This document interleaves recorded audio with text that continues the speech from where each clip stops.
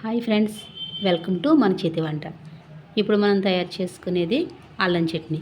అందుకు కావాల్సిన పదార్థాలు: అల్లం, పచ్చిమిర్చి, జీలకర్ర, వెల్లుల్లి రెమ్మలు, బెల్లం, చింతపండు.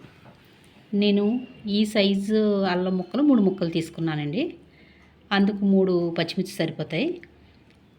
1 స్పూను జీలకర్ర సరిపోద్ది. 4 వెల్లుల్లి రెమ్మలు, బెల్లం ఈ సైజు ముక్కలు 4 ముక్కలు తీసుకున్నానండి. చింతపండు ఉసిరికాయంత సైజు చింతపండు తీసుకున్నాను.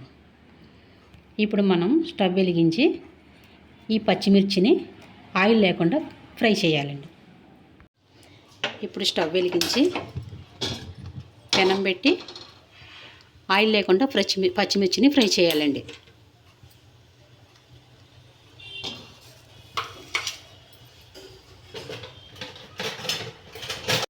పచ్చిమిర్చి ఈ విధంగా ఫ్రై అయిన తర్వాత స్టవ్ ఆఫ్ చేసుకోవాలండి.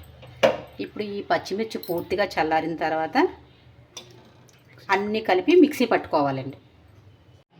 ఇప్పుడు ఇవన్నీ మిక్సీ గిన్నెలో వేసుకుని మెత్తగా గ్రైండ్ చేసుకోండి. ఇందులో తగినంత సాల్ట్ కూడా యాడ్ చేసుకోండి.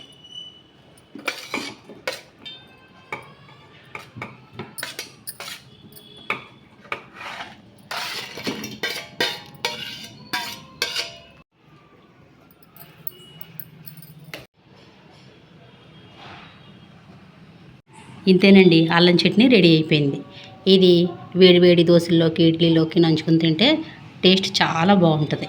మీరు కూడా ఒకసారి ట్రై చేసి టేస్ట్ ఎలా కుదిరిందో నాకు కామెంట్ చేయండి.